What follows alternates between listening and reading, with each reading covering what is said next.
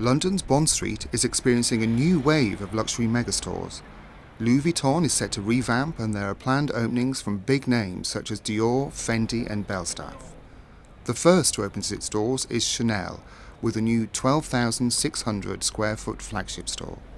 But the focus on London jars with the luxury sector's broader economic story. While sales in Europe and America are flatlining, growth in emerging markets continues to soar, and economists expect that growth to increase rapidly as the number of super-rich in regions such as Asia and South America rises. I spoke to Bruno Pavlovsky, Chanel's president of fashion, and started by asking him why the fashion house decided to open another store in London and not Beijing.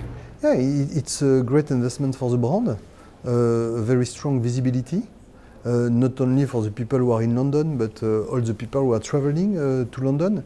And for us, it's part of our strategy to have these incredible, magnificent, specific flagships in the key cities in the world. Because the Chanel Autumn-Winter Show was very much the way it was staged, was about Chanel as a global brand and where you were in the world and the countries you were in. Where are your plans for expansion next? You know, the good luck is at the moment we have about 182 boutiques in the world.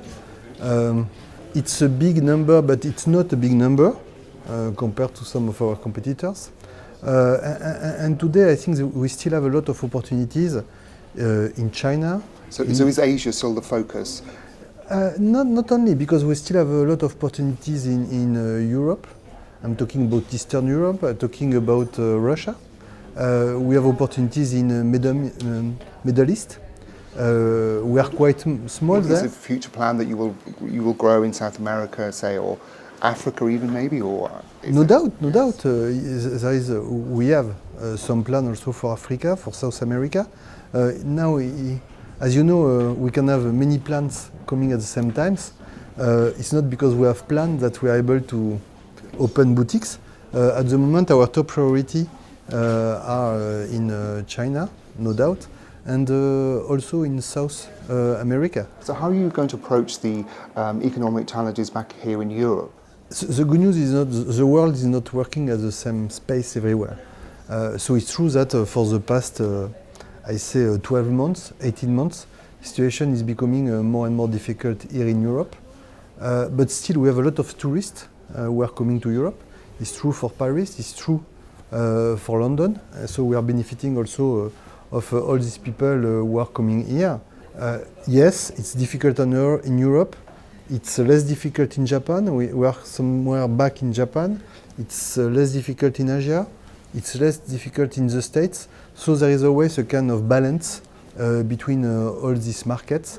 And being a global brand, being able to be in every single of this region of the world can give us ways to recover what we are losing somewhere by developing the business elsewhere. And Chanel is really all about the in-store experience. Do you think that you'd ever see you be able to roll that experience out online? I know you have an online presence, but would you think you'd ever be able to sell fashion online?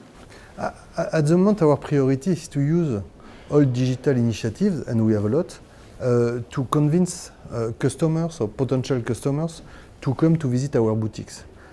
Because at the moment we feel that there is an experience about the product that you can only feel when you are in the boutique. We are convinced that digital is part of the new communication. There is no doubt that we should be quite strong in this part of the communication. Still, we are not sure about the fact to sell online because we need to propose this boutique experience. Chanel's strategy is clearly inspired by its history, a reverence for the in-store experience and a commitment to its European roots. And while it may have increased its focus on emerging giants such as China, Chanel's brand value is currently at sixth, behind the likes of Louis Vuitton and Prada, according to researchers Millward Brown. Those companies have both shown aggressive expansion into emerging markets, and Chanel may need to ensure a stronger presence in these regions to truly balance its global exposure. David Hayes, Financial Times, London.